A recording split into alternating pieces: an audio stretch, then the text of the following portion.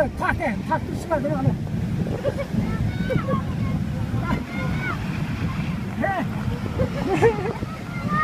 Adam çalışkara geldi.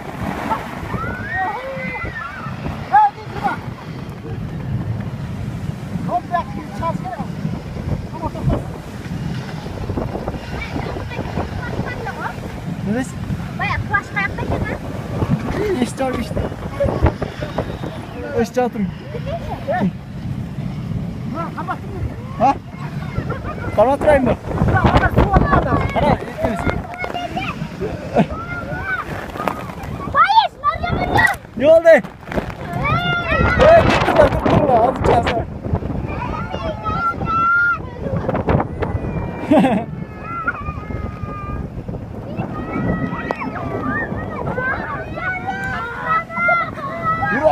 Huragan.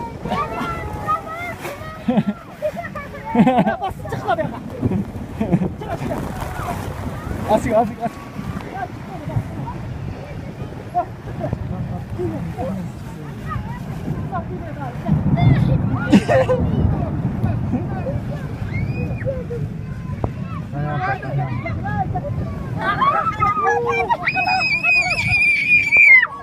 Düşüp kaldı.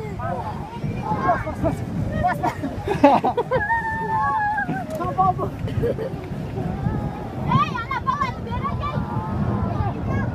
Beroş beni.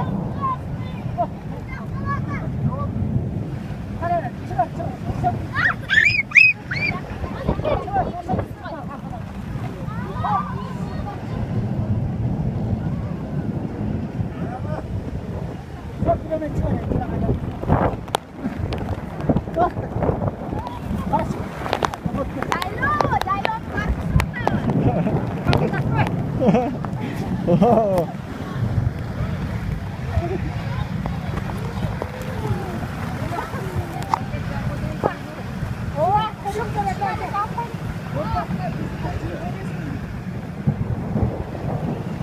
Aka içine sigir kattı mı?